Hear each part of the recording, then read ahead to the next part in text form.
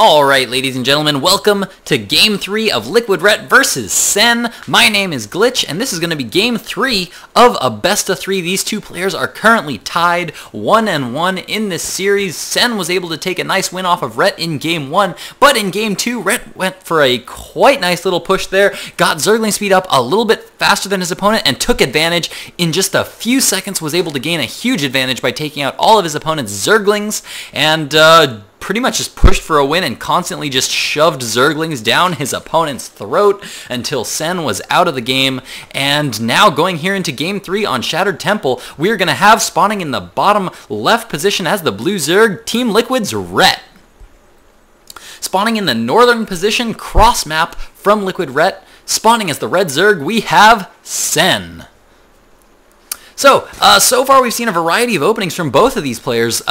Sen last game actually, or both these players actually, last game went for gas and pool first, though from Sen in Game 1 we did see the hatch first. And Ret is definitely a player that's known for going for that heavy macro style, so I could definitely see Ret going for a fast hatchery here in Game 3, but we are going to see these players are cross positions right now. They do know that the other hasn't spawned. As you can see, both players only got to here and then cut away. Why? Because if they got to here, they would actually be able to see a little bit of creep spread there on the border of that map. And the fact that they saw no creep spread there, they want to immediately try to scout their opponent as fast as possible. So they cut away as soon as possible to head towards their opponent's base. Now, in cross positions, it's definitely much more acceptable to go for more of a longer drawn out macro style game, because especially in ZVZ you tend to get overlords all over the middle of the map and get to see the movement of your units a lot. Well, at least if you're it's a very good strong thing to do in ZVZ. Place your overlords. You want to place them at chokes, you want to place them along all the major attack paths that your opponent will be coming through, just because there are not a lot of units that can shoot up in the early game, so you want to have good overlord spread. It's absolutely critical, and being cross positions means that you're going to see your opponent's units coming as they move out of the base. So as they move out of the base, that means you have time to react and build units to be able to defend. So cross positions is definitely going to be a strong position here for Ret, but of course Sen is just really good at everything, so definitely not going to be any worse for the wear just because it's a macro style game, that is for sure. Both players do now have that pool up, both players have that gas up, and looks like Sen is actually going to be a little bit ahead in getting up that Zergling speed. He's going to have it up just a smidgen earlier, and now it looks like both players sending a few lings across the map. Looks like both these players are going to meet in the middle. Ret currently with 4 lings, only 2 right now for Sen, but Ret is actually continuing to produce more. He's got 4 more lings on the way, 6 more lings on the way here for Ret, so Ret's actually going to try to go for some early aggression and try to deal some early damage here. It should be interesting to see whether he can actually deal some damage here. Like I said, this is cross position, so there is this overlord out here in the front, so Sen is going to know every single one of those Zerglings that come out of the base of Ret. So I mean, I don't know how I really feel about producing this many Zerglings in the early game. On the harvester count, yeah, you can see that Sen is ahead 3 harvesters, which as you can see is making a huge difference in the mineral income rate here. So Ret, by getting these early Zerglings, I don't think he's going to be able to do that much damage, because I mean, here we go, Sen's got this overlord here, he's got these Zerglings here, he knows exactly how many Zerglings are coming his way, and he knows that his opponent turned a lot of his larvae into Zerglings. This right here is 12 Zerglings. I mean, typically, or this larva is 12 Zerglings, meaning 6 larvae. Typically, Sen, as you can see, only made 2. He only made 2 Zerglings at the front, though he is now making more to be able to defend against all the Zerglings from Ret. There we go. Zergling speed is now kicked in for both players, and they are going to be having a little bit of a dance here as he's going to try to be defending this with this queen. And there we go. More lings now coming down for Sen, and it looks like he is going to be able to hold off these Zerglings, but once again, he should be up in harvester count. No, actually, well, let's see. Let's check out that production tab. No, actually, right now, Ret was actually able to force Sen into producing a lot more lings than he really should have. He's still got more lings on the way, and he's now going to try to use them. He's going to try to come across the map right now, deal some damage. Ret, as you can see, took an expansion, but so did Sen. So both these players currently on 2 hatcheries right now, trying to fight for reasons to build harvesters. As you can see, Ret, as he pushed out, he built harvesters and got way up there. Sen built a lot of Zerglings and sent them at his opponent, and while he was putting pressure on his opponent, started to build drones of his own. So this is why for a lot of beginner players, this can feel very sketchy for a lot of players, just because it just can just feel very, like I attacked my opponent. I made lots of Zerglings and I attacked, but he had so many drones, and then he could just produce more lings, and then he was ahead, and then I felt like I had to do more Zerglings to try to deal more damage, and it can feel very just gross and just feel like blah, it can feel very coin flippy. I'll put it that way. A lot of people do say that Zerg versus Zerg is very much a coin flip. It's just if you happen to build drones at the right time, if you happen to build Zerglings at the right time, there are very, very subtle things that can tell you what will give you an advantage. And both these players are absolute masters at knowing exactly when they can apply pressure and when they can build drones. So both these players, we do really have a serious battle of the pros right now, as both these players are just fighting for opportunities to build drones, because that's exactly what ZVZ is in the early game. As you can see, Rhett's currently winning that game, 28 Harvesters to 25, but Sen is still producing more Zerglings, whereas Rhett right now is in full Zergling production mode. There we go. Now some more drones being produced as these Zerglings start moving across the map.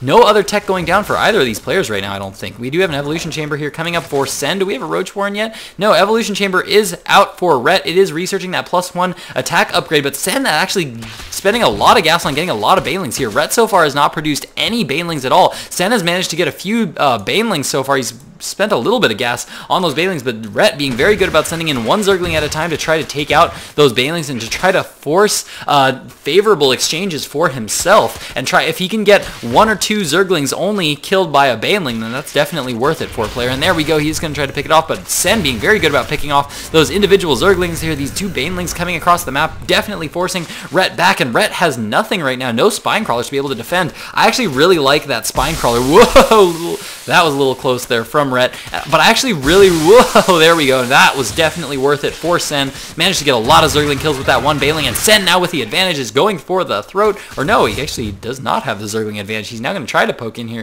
try to deal some more damage here. That one Baneling did get picked off here, and Rhett's going to be chasing down all of these Zerglings. He does now scout the Roach Warren, does see that Roach Warren going down. His Roach Warren is coming up as well, and I think these Zerglings are finally going to get cleaned up here by Rhett. And as we can see, Sen has actually lost quite a bit more resources right now than Rhett. I think that's just due mostly to the fact that Rhett has been very good about not producing Banelings. He's been very careful with his Zerglings, so he just hasn't really needed to have that many Banelings out on the map. But as you can see, looks like Roaches are finally now being produced here for Sen. It looks like Sen's going to go for a very similar push as he did in Game 1. No upgrades, just +1 attack upgrade, no Roach speed, no layer tech up, just lots and lots of Roaches, and he's going to go for one big attack here.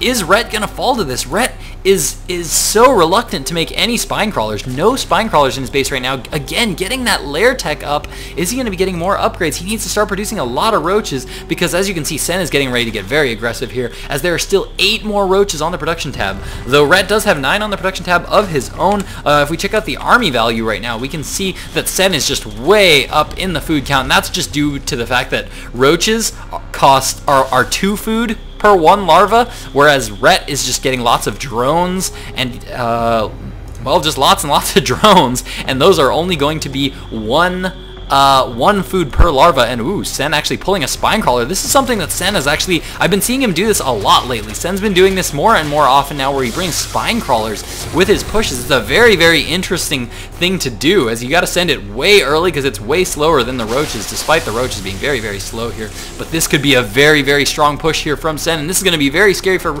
Rhett to have to deal with. He needs to get up a lot of Roaches really fast, and again, the Spine Crawler is just way too late here. Rhett just trying to keep every single drone that he can, which is good, but he almost does it to a fault. He just really is so reluctant to create any Spine Crawlers at all, and now we can see that now he's going to be really down in those Spine Crawlers. Needs to get up, I think, a lot more than that. He's currently got the resources to do it too, and he should have been getting them up quite a while earlier. There are some Banelings in the mix, and they're actually going to come in here. They don't deal that much damage to Roaches normally, but in this mix where he is already down in Roach numbers, then this is just going to be such a huge amount of damage here going down on the Roaches. And look at that, Sen just cleaning up the Roaches of Rhett. Now all the drones being pulled off the line, but the Roach count for Sen is just so high, winning with the exact same push he did in Game 1. I think Sen is going to be able to take this game. There's just not enough. Rhett again was going for upgrades, going for tech, getting that +1 Carapace, +2 melee attacks. This is almost an exact repeat of Game 1. Unbelievable.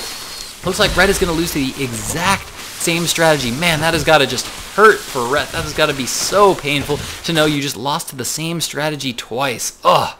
There is the GG from Rhett. Sen takes the match and moves on in the tournament. I will not spoil and tell you how far he made it in the tournament because you should just go out and watch some of those replays that are out there cast by the sexy Day 9, JP McDaniel, Artosis, and Tasteless, all casting those games. They were absolutely fantastic at BlizzCon, and I think the VODs are out there somewhere, so you guys should go check those out too because those are awesome, and I wouldn't want to take any steam out of any of those beautiful caster sales. So, that's going to do it for me, guys. Comment, subscribe, do all that wonderful stuff, and